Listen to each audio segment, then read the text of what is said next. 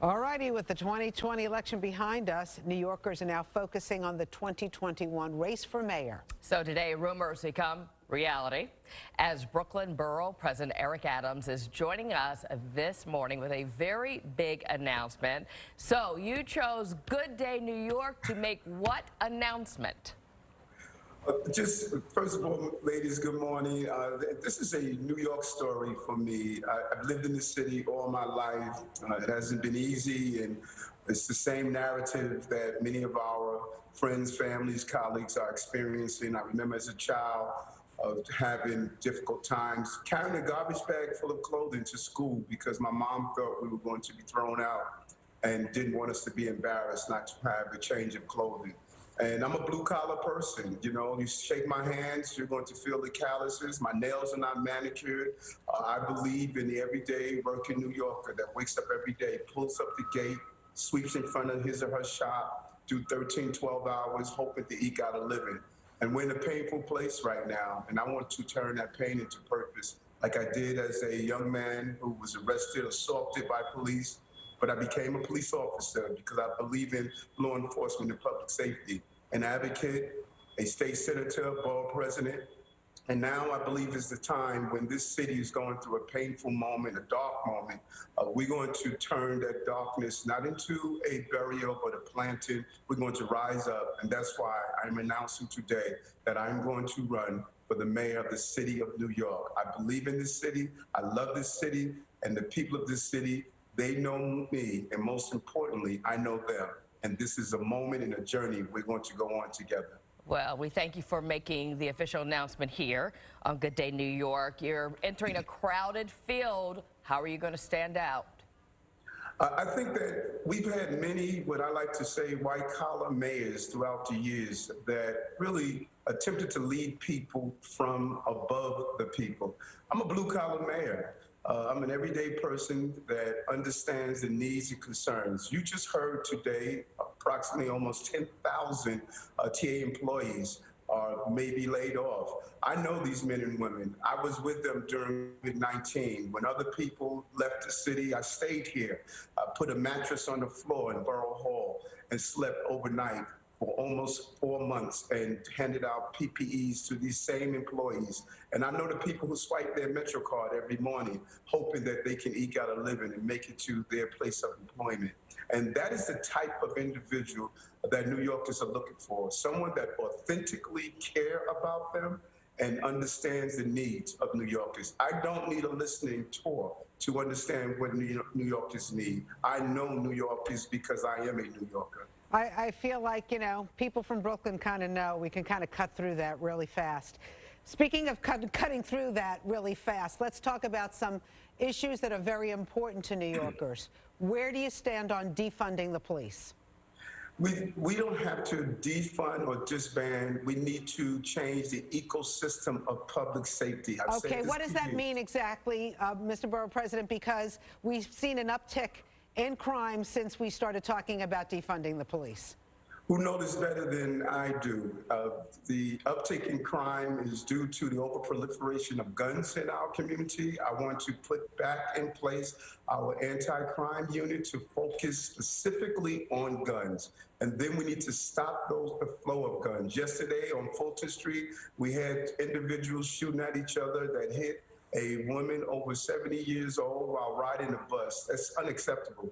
I don't want my son growing up in a city that experienced the crime that I experienced. Well, listen, I need something clear, because the mayor and the city council at one point, after all the protests and some of the looting and riots in New York City, they said they wanted to defund the police.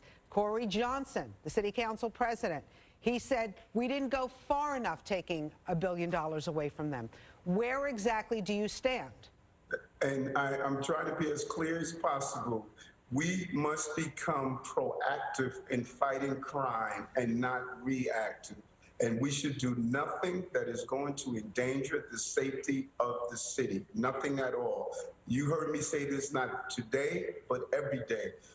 You pull back your videos and you heard me often say the prerequisite to prosperity is public safety. Our city should never do anything that's going to create an unsafe environment, and I will never let that happen. All right, so let's talk about bringing back people. There have been reports in the city that over 300,000 people left New York.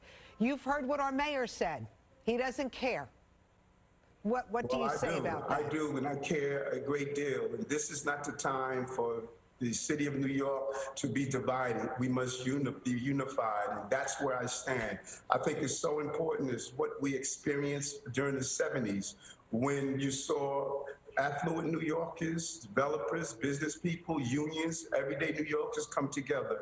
And that is what we're going to do now. So I care about those who have left. We need to make the city safe. And we need to ensure that we get COVID virus under control, and I believe New Yorkers will come. And we need to continue to expand this city by making sure we open our businesses and get back to the business of running this important city. But not only have those 300,000 households left, there's been a projection that as far as economic recovery can't even happen until 2024. So how can you work with that, speed that up, get people to come back and to get these businesses back up and running? Well, you saw a few weeks ago that I was on the subway system encouraging our business leaders to do just that. The first route to returning to businesses, we have a 10% occupancy in many of our offices. It's time to ensure that our offices, our Midtown Manhattan, that all of us feel safe enough to get back in our office by having rapid testing. Make sure, number one, we have one of the safest flu seasons possible by taking the flu shot. All of my healthcare professionals are stating that this is so important. If we can get our employees back into Manhattan and other places of business, it will allow some of our shops, our restaurants to be re-energized. But we do it by having a combination of a healthy and a safe city. That is how we're going to get the economic stability that we're looking for. And helping a divided city. You've talked about brown, black, and the disparity that exists as well. That needs to be addressed. Yes, look, I think that is really reflected when you look at the over 7,000 people that contributed to my campaign. One reporter stated when you look at the names that are on your list, there's a secret here that no one is witnessing. How you have a large number of African American, Caribbeans, Jewish Americans, Chinese, Korean, everyday people, different walks of life. That's the type of energy we're looking for on bringing this city back together. We're in this together. I am not going to divide my city, and I'm going to use the same energy I used when I put on a bulletproof vest for 22 years to protect the children and families of the city. I know New York, and most importantly, New York knows me. And what about bail reform? Where do you stand on that?